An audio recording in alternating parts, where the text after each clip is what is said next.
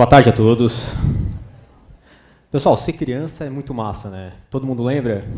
Tá, aquela fase legal, sempre meio envolto a histórias e aventuras, descobrimentos, onde a gente fazia coisas que muitas vezes não eram esperadas da gente. Quem não teve um brinquedo aqui muito legal, que brincou muito quando era novo, mas assim que ele começou a quebrar, ficou mais legal ainda? Porque começou a colocar novas peças, a colar, a desmontar. De um brinquedo viraram dois, de três viraram um. Vocês começaram a transformar aqueles brinquedos de vocês de uma forma muito intuitiva e muito gostosa. Tá? E aquilo ali era muito legal. Quem é que não fez isso daí em casa também, há muito tempo atrás? E esse moleque aí também fui eu. Eu adorava fazer isso daí.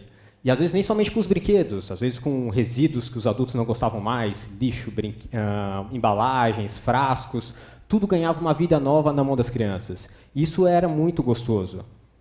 E uma das coisas que eu mais gostava de fazer quando moleque era voltar para casa, porque em casa era um ambiente onde eu conseguia construir, fazer, dar vida a essas novas coisas que eu tinha em mãos. E na escola não, eu sempre fui um aluno mediano, chegava lá, tu precisava sentar, ouvir, decorar, depois tu era testado quanto tu decorou aquilo ali, tu era instruído. Tá? E o meu grande prazer, como um gurizão assim, meio introvertido, pouco social, feinho, magrelo, só me restava ir para casa e brincar. Tá? Era a minha grande diversão.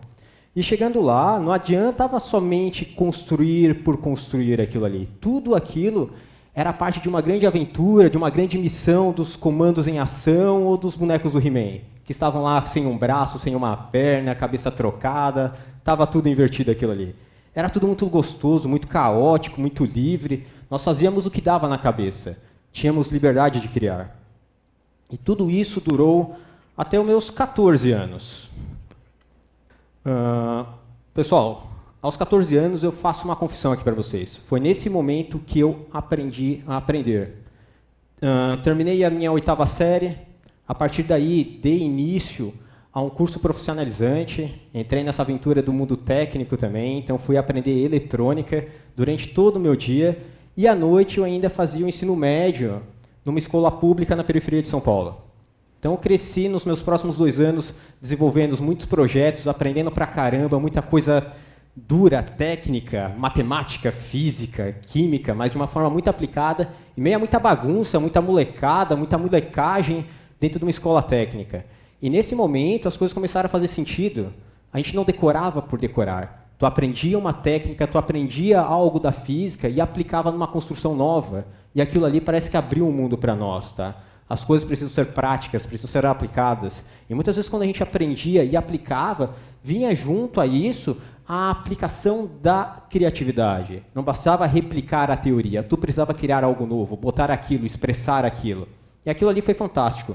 Foram 2 anos incríveis, meus 15, 16 anos, onde eu passava intensamente o dia inteiro dentro dessa escola. Era uma escola que eu não pagava, então eu era bolsista. Durante a noite eu fazia o meu ensino médio numa escola pública na periferia de São Paulo também, e lá batia os conhecimentos que eu já estava vendo durante o dia. E o tempo foi passando e no fim desse curso a nossa expectativa era, caras, quando a gente sair daqui vai ser todo mundo Tony Stark, né? A gente vai revolucionar o mundo, a gente vai criar coisas incríveis, todos os problemas acabaram, vamos salvar a África, vamos salvar todo mundo, tá feito, tá resolvido os problemas.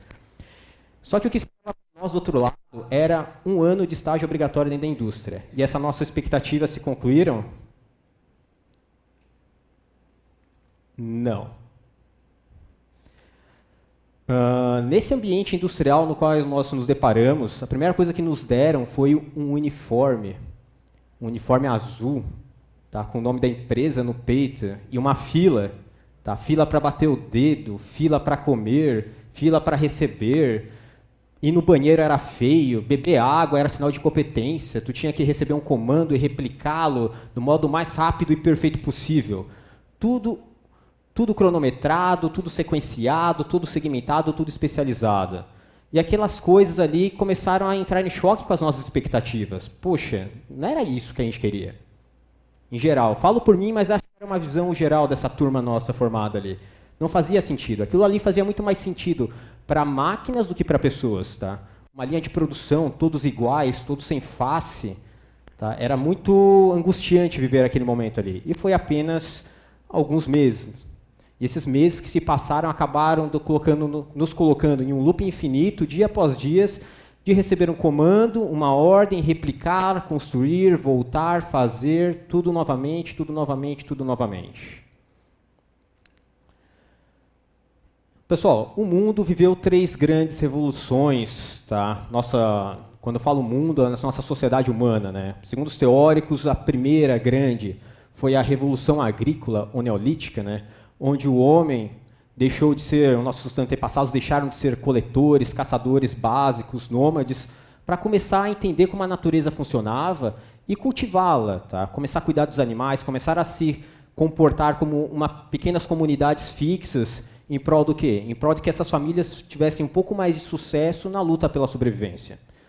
O mindset que se originou dentro desse processo, dentro dessa revolução, foi a fundamentação da estrutura hierárquica e patriarcal dentro dos sistemas familiares, dentro das estruturas onde os seres humanos se organizavam, e também o sentimento de manter tudo previsível. Ou seja, você precisava saber qual estação você plantava, você precisava saber qual estação você colhia, em prol do quê? Em prol da tua sobrevivência. Previsibilidade era sinônimo de sobrevivência, de sucesso. E tudo obedecendo uma cadeia patriarcal, ou seja, os homens da família tomavam conta pela força que tinham, e nessa cadeia de comando e submissão. A segunda grande revolução que impactou a humanidade veio alguns milênios depois, foi a chegada da máquina a vapor, a Revolução Industrial. Tá? Nesse momento, as estruturas das famílias, que anteriormente eram muito autocentradas, elas conseguiam se resolver em pequenas comunidades familiares, agora ganham um novo viés. Os indivíduos da família precisam diversificar as suas fontes de renda, começa a ter a migração em prol dos centros urbanos, então as indústrias, as empresas se estabelecem. Mas muito daquele mindset agrícola permanece. A hierarquia patriarcal ganha um nome mais bonitão, agora é organograma. Tá? Toda aquela estrutura de previsibilidade agora também ganha uma nova visão. Agora a previsibilidade não basta simplesmente saber quando chega o verão, quando vai chover, quando chega o inverno, em que momento eu boto a semente na terra. Agora vem por meio do controle, agora vem por meio da segmentação, vem por meio da ordem, tá? Vem por meio da repetição, da constância. E esse processo todo se durou nos últimos 100 e poucos anos, até nos depararmos, ultimamente, na revolução no qual nós estamos inseridos hoje, que é justamente a revolução digital. Tá? Com a rápida propagação das tecnologias, acessibilidade a elas, essa nossa nova geração, que já nasceu com o Wi-Fi bombando por aí, né? O bebê sai da barriga da mãe, em vez de chorar, perde a senha. Tá? Então, a gente está num outro mundo, as cabeças mudaram, os comportamentos mudaram. E esse processo de mudança comportamental acabou fazendo com que muitos dos paradigmas industriais e agrícolas que nós herdamos, quando a gente fala industrial e agrícola, não quer dizer que um só acontece no campo e outro só acontece na indústria, são comportamentos que nós temos como sociedade, tá? Entraram em choque. Por quê? Porque essa nova geração começou a ter coisas mais instantâneas, começou a não ver mais sentido em obedecer estruturas muito hierárquicas, muito duras, porque com esse pensamento Wi-Fi, esse pensamento digital, tudo é muito instantâneo, tudo é muito rápido, tudo é muito fácil, tu tem acesso a tudo. E isso deu mais liberdade para os indivíduos voltarem a sonhar mais e a criar mais. E as consequências dessa revolução digital vêm por meio do quê? Vêm por meio de indivíduos mais empoderados, da sua capacidade de criar e desenvolver e se expressar, com a capacidade de construir também, tá? Que esse mundo digitalizado nos forneceu. E eles começaram a fazer o quê? Resgatar aquelas competências que eles tinham quando eram crianças, ou seja, de explorar o mundo de forma mais livre, só que agora com as competências que a era industrial nos forneceu, que é o controle, que é o pragmatismo, a entrega do resultado tangível. Tá? E essa mistura de controle e liberdade, divergência e convergência, caos e ordem, trouxe um novo mindset, que é justamente o mindset caótico, que é como a natureza funciona. Ela se organiza dessa forma. Existe caos e existe ordem. Tá? E isso se complementa e se entrega como um todo. E a aplicação prática desses novos pensamentos tem fazendo com que? Tem fazendo com que novos negócios e novas carreiras surjam, tá? Em prol dessa revolução. É um mundo totalmente novo, no qual nós estamos passando por isso agora, e a criatividade acaba sendo um grande drive desse potencializador de revolução. Ok, mas quem é que está inserido nisso daí? Não estou falando especificamente de designers, de arquitetos, os profissionais da economia criativa. Isso aí estava sendo válido para todo mundo. Estamos falando aqui de secretárias, de camelôs, de padeiros, de vendedores, de todos aqueles que conseguiram se apropriar, tá, dessa nossa nova cultura digital, desses novos comportamentos que, diferentemente das eras agrícolas e industriais, nos permitiram a ter essa liberdade de construir e criar. E essa capacidade de construir e criar tá muito relacionada ao quê? Com o quanto você pratica essas atividades criativas no seu dia a dia. Tá? Aqui vem um mito muito claro, muito clássico de quando a gente trata de criatividade, que é justamente o que, se isso é coisa de artista, isso é coisa de quem tem um dom, ou se isso é questão de prática, de vivência, de construção durante o seu processo de evolução como ser humano. No primeiro momento,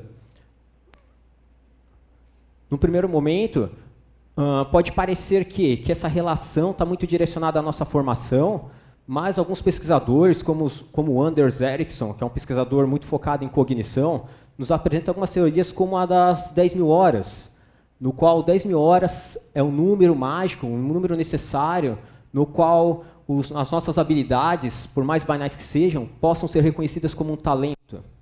Tá? E essas 10.000 horas, fazendo uma conta de padeiro, uma conta muito rápida aqui, seriam 8 horas por dia durante 3 anos, tá? Ou 3 horas por dia durante 10 anos. Tudo depende de quanto você vai se dedicar a fazer isso daí.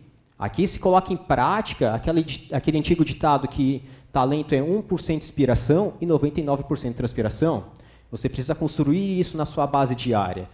E, pessoal, no quesito criatividade, todos nós aqui já cumprimos a nossa cota de 10.000 horas em criatividade. Todos. Tá. Quem aqui conseguiu brincar quando criança?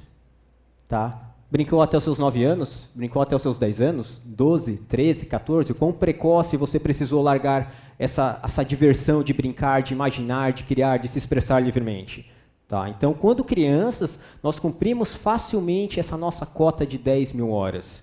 Mas chega um momento da vida, nós somos instruídos, tá, a começar a nos dedicar em outros talentos. Talentos um pouco mais pragmáticos, um pouco mais analíticos, talentos mais orientados à memória, a decorar coisas, a absorver informação, e não em construir, em expressar e se desenvolver. Isso começa quando a gente começa a estudar. Quando começa o período letivo, quando tu começa a entrar na primeira série, segunda, isso vai evoluindo, e os ensinamentos vão ficando cada vez mais complexos, e essas complexidades estão diretamente envolvidas com o quão analítico vai ficando o teu ensino, as suas práticas, você vai deixando de lado essas expressões criativas que tu tinha quando criança. Então, nós começamos a dedicar mais 10.000 horas para outros talentos. Aí depende de cada um, né? Eu acho que as minhas 10.000 horas na escola não foram tão bem aproveitadas assim também, porque eu sempre tive notas médias, nada muito relevante, sempre tirando 7,5, 8, enfim, eu devia ter colocado um pouquinho mais de horas nesse processo ali. E aí vem o desafio. Nessa pesquisa do Anders Ericsson, ele percebeu que não importa se você fosse o Michael Jordan, o Bill Gates ou os Beatles, tá? Todos eles precisaram dedicar essas suas 10.000 horas para desenvolver esse talento específico, e esse talento específico, além de ser bem desenvolvido, com muita energia, muito foco, tá? Muita dedicação, precisava de um contexto propício para que isso acontecesse. E às vezes o contexto propício não é exatamente o contexto com um mindset industrial e nem um contexto com um mindset agrícola. Tu precisa ter um mindset propício nesse contexto para quê? Para que você desenvolva essas habilidades e os indivíduos se tornem mais empoderados da tua capacidade criativa. E por que é importante para nós desenvolver esse processo de desenvolvimento de criatividade no nosso dia a dia? À primeira vista, pessoal, desenvolvimento próprio, um indivíduo que tem mais capacidade de gerar mais alternativas perante o seu processo de desenvolvimento, suas tomadas de decisão, seus caminhos a serem seguidos, consegue ser mais diferenciado no seu ambiente de trabalho, na sua comunidade. Segundo ponto, todo aquele que tem mais capacidade de gerar alternativas, mais capacidade de trazer mais soluções para o mundo, acaba se empoderando de um quesito muito importante, que é a liberdade. Tá? Para ser criativo, você precisa ter uma certa liberdade de expressar, de construir, de falar. Tá? A falta de liberdade, a restrição disso, acaba fazendo com que você esteja coibido a replicar e buscar instruções de outros. Tá? E esse processo é muito interessante porque alguns estudos na área de desenvolvimento econômico ao redor do mundo mostram que países onde existe alta liberdade dos indivíduos em criar, em empreender, em se expressar, tá? Os índices econômicos e de desenvolvimento humano acabam sendo mais altos do que aqueles que não têm. Aliás, aqueles que não têm acabam tendo o quê? Mais tirania, mais pobreza, mais mão do Estado, tá? Mais ceticismo em relação à visão externa do mundo. Ou seja, existe menos criatividade no dia a dia das pessoas, no dia a dia da comunidade no qual ela está inserida. Então, pessoal, a gente pode definir aqui que criatividade é justamente que essa tua liberdade de agir e de pensar e de poder construir. Pelo menos para mim é. Depois que eu saí da minha indústria, da minha experiência dentro da indústria, eu acabei buscando para mim uma carreira no qual eu pudesse conciliar a entrega de valor, esse meu pensamento de construção, com criatividade. Eu acabei escolhendo design, não somente pela capacidade de desenvolver novos produtos e serviços, mas pelo potencial dele de inspirar as pessoas a acreditarem na sua confiança criativa, no seu potencial criativo como um agente ativo, transformador da comunidade. Eu espero hoje ter dado mais um passo em direção a esse objetivo. Muito obrigado.